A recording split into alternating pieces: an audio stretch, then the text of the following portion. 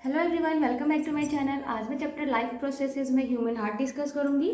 Heart का structure और heart का डायग्राम भी डिस्कस करूंगी। तो सबसे पहले हम देखते हैं कि हार्ट क्या होता है। तो हार्ट एक मस्कुलर ऑर्गन है जो कि लगभग हमारे फिस्ट के साइज़ का, मतलब हमारी मुट्ठी अगर बना लें अपने हाथ से तो उसी साइज़ का हार्ट है। और ये just behind and slightly left side of breast bone के लोकेटेड रहता है। और हार्ट का काम है कि ये ब्लड को पंप करता है और पंप करता है। बहुत सारे आर्टरीज और वेन्स का नेटवर्क रहता है, उसी के थ्रू ब्लड को पंप करता है।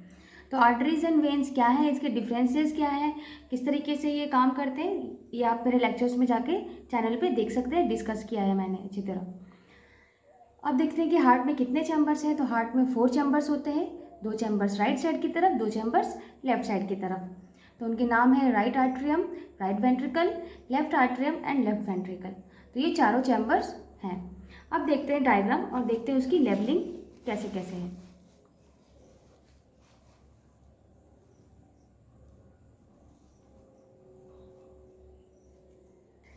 हम देख रहे हैं यहाँ पे कि 4 चैम्बर्स हार्ट का दिख रहा है, 2 चैम्बर्स राइट साइड की तरफ है, 2 चैम्बर्स लेफ्ट साइड की तरफ है। तो देखते हैं क्या क्या है राइट साइड की तरफ। सबसे ऊपर में हमें दिख रहा है कि ये सुपीरियर वेना कावा है।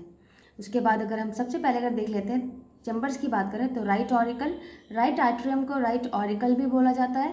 तो ये हो गया आपका राइट ऑरिकल और यहाँ पे हो गया राइट वेंट्रिकल। राइट ऑरिकल और राइट वेंट्रिकल के बीच में यहाँ पे हमें एक वेल्व दिख रहा है। तो इस वेल्व का नाम है ट्राइकैस्पिड वेल्व। और वेल्व इसीलिए प्रेजेंट होता है ताकि ये ब्लड के बैक फ्लो को प्रिवेंट कर सके। वेल्व का काम ही यही होता है, फंक्शन ही यही है कि ब्लड के बैकवर्ड फ्लो को प्रिवेंट करे। तो हमने देख लिया है कि दोनों चैम्बर के बीच में ट्राइकैस्पिड नाम का एक वेल्व है। अब हम देख रहे हैं कि सबसे पहले हमने यहाँ पे ऊपर देखा सुपीरियर वेना कावा और नीचे की तरफ दिख रहा है हमें इन्फीरियर वेना कावा। तो ये सुपीरियर वेना कावा है, ये क्या करता है, ये डीऑक्सीजनेटेड ब्लड को वेन्स के थ्रू हमारे जो अपर बॉडी पार्ट है और हमारा जो आर्म्स है वहाँ से लेकर के राइट ऑरिकल तक पहुँचाता है। और इन्फीरियर वेना कावा का क्या वर्क है, तो इन्फीरियर वेना कावा हमारे लोअर बॉडी पार्ट और जो लेग्स से डीऑक्सीजनेटेड ब्लड है वेन्स के थ्रू इसमें इन्फीरियर वेना कावा में आएगा और फिर ये inferior vena cava right auricle में उस डीऑक्सीजनेटेड ब्लड को रिलीज कर देता है। तो इस तरीके से ये दोनों का ही फंक्शन है कि डीऑक्सीजनेटेड ब्लड को कैरी करके लेके आते हैं। अब हम देख रहे हैं यहाँ पे ये जो स्ट्रक्चर दिख रहा है ये है पल्मोनरी आयोटा। और पल्मोनरी आयोटा को पल्मोनरी आर्टरी भी कहा जाता है जो कि डीऑक्सीजनेटेड ब्लड को ही कैरी करता है।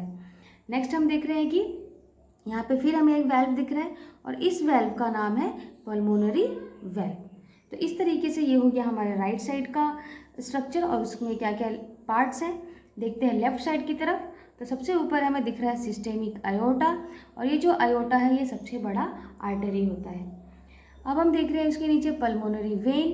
पल्मोनरी वेन एक ऐसा वेन है जो कि ऑक्सीजनेटेड ब्लड को कैरी करता है, क्योंकि जितने भी वेन्स हमारे बॉडी में है वो सारे के सारे डीऑक्सीजनेटेड ब्लड को कैरी करते हैं, लेकिन पल्मोनरी वेन एक ऐसा वेन है जो ऑक्सीजनेटेड ब्लड को कैरी करता है। चैम्बर्स में देखें तो ये लेफ्ट ऑरिकल हो गया और ये लेफ्ट वेंट्रिकल हो गया।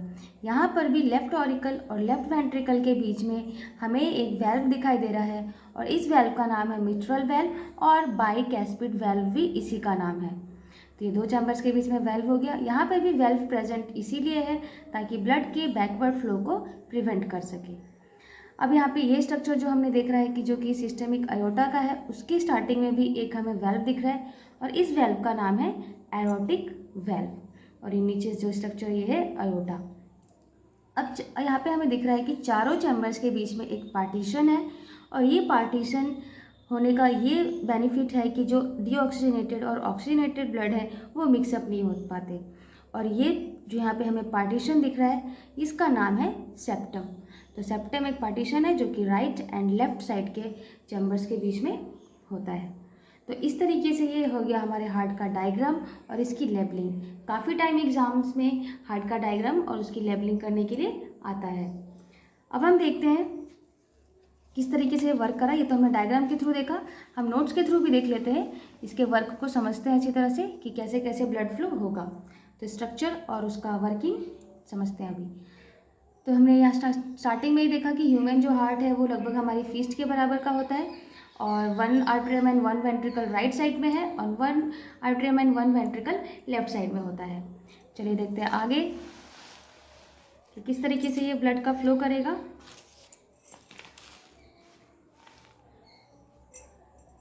The arteria are the chambers that receive blood while the ventricles are the chambers that pump blood। अब यहाँ पे आर्ट्रिया लिखा हुआ है और ये आर्ट्रिया प्लूरल फॉर्म होता है आर्ट्रियम का। तो ये आर्ट्रिया के जो चैम्बर्स हैं ये क्या करते हैं, ब्लड को रिसीव करते हैं, लेकिन जो वेंट्रिकल चैम्बर्स हैं वो क्या करते हैं, ब्लड को पंप करते हैं। सबसे पहले क्या होगा, the right atrium receives deoxygenated blood from the superior vena cava which drains blood from the veins of upper organ and arms.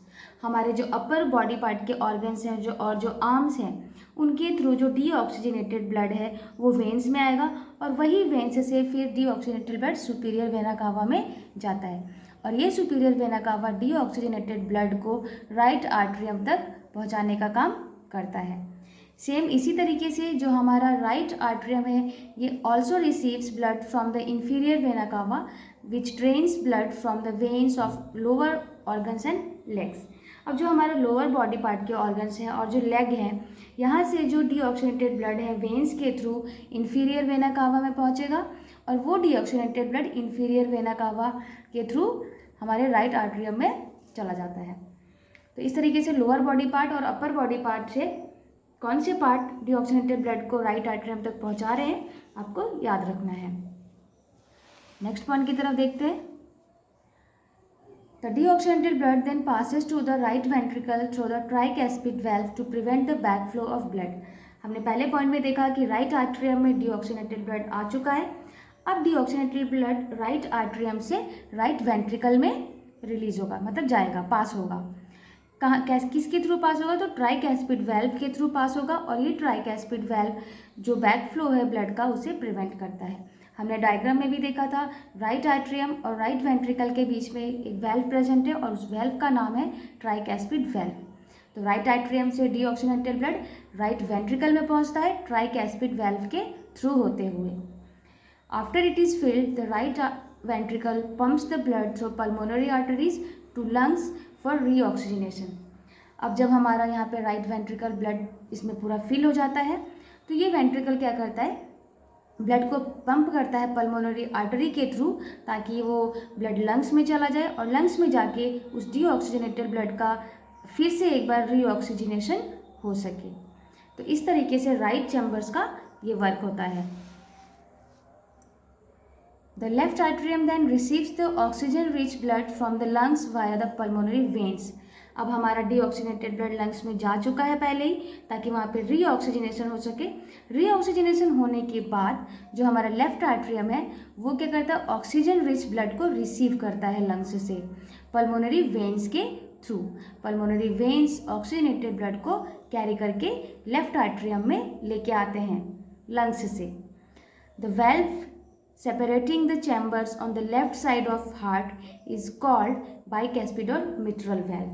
अब हमने पहले भी डायग्राम में देखा था कि लेफ्ट आर्ट्रियम और आपका जो लेफ्ट वेंट्रिकल था उसके बीच में एक ये वेल्व प्रेजेंट है और उस वेल्व का नाम है बाइकैस्पिड और मिट्रल वेल्व। तो ये लेफ्ट साइड में वेल्व प्रेजेंट है।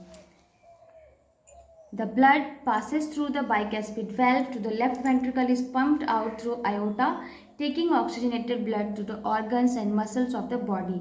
लेफ्ट आर्ट्रियम से जो ऑक्सीजनेटेड ब्लड है वो बाइकैस्पिड वेल्व से होते हुए हमारे लेफ्ट वेंट्रिकल में आएगा और लेफ्ट वेंट्रिकल से ये पंप आउट होकर के आयोटा के थ्रू हमारे जितने भी ऑर्गन्स हैं, जो मसल्स हैं हमारे बॉडी के, उन सब तक ये पूरा ब्लड ऑक्सीजन वाला पहुंच जाता है आर्टरीज के थ्रू।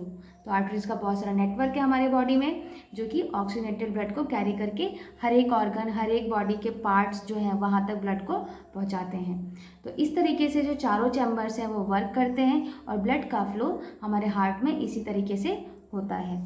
एक लास्ट पॉइंट और देखते हैं क्या है कि septum is a partition between right and left side of the heart.